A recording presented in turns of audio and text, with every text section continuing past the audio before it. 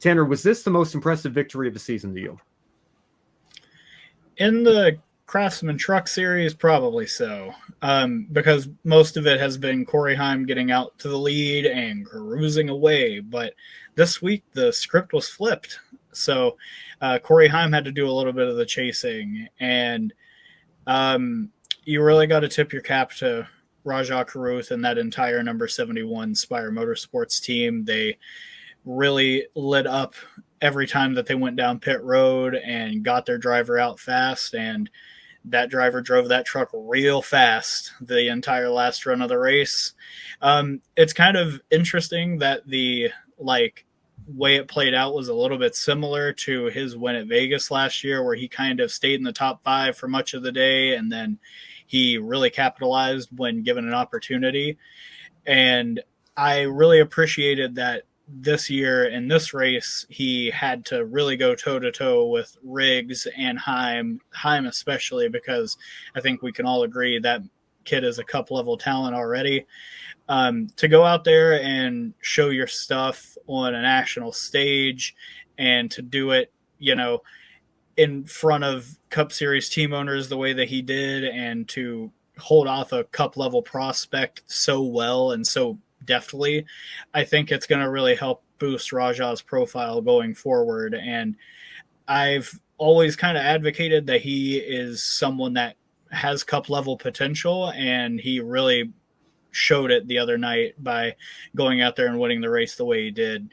Being able to hold off 2 of the hungriest drivers in the series is absolutely impressive. And if it isn't just the best performance thus far in the truck series this year, it might even be one of the most impressive in all of NASCAR. I was so glad to for that to be the weekend that he snaps the 31 races from Las Vegas in 2024, and to be a part of that. And yeah, Kobe saying that Stephen A. Smith gave Rajah Caruth a shout out there on ESPN on First Take. So big ups to Rajah getting some ESPN coverage on that. But yeah, it was, and I have to imagine in one of his 6 books of notes that he described, there has to be one of those books that is aero blocking 101, because the way I see that he flipped the script is that runs in the truck series, like the way Heim was catching him, like 9 times out of 10, that ends up with Heim able to overtake him at some point.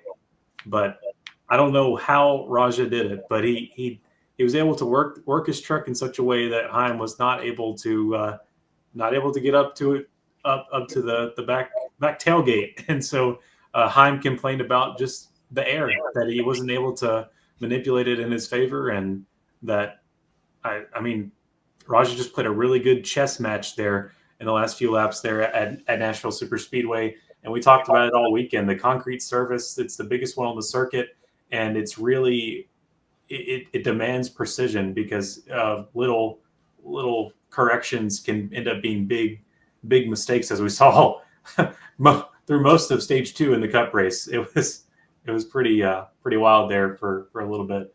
But yeah, Rajah Caruth, he's got a master class in aero blocking. There is what I took from that off of Corey Heim, and also to take on Corey Heim and Layne Riggs, the 2 that were trying to say that these are the 2 top guys of the series this year, the top ones for the title, and Rajah back in it for Spire this year.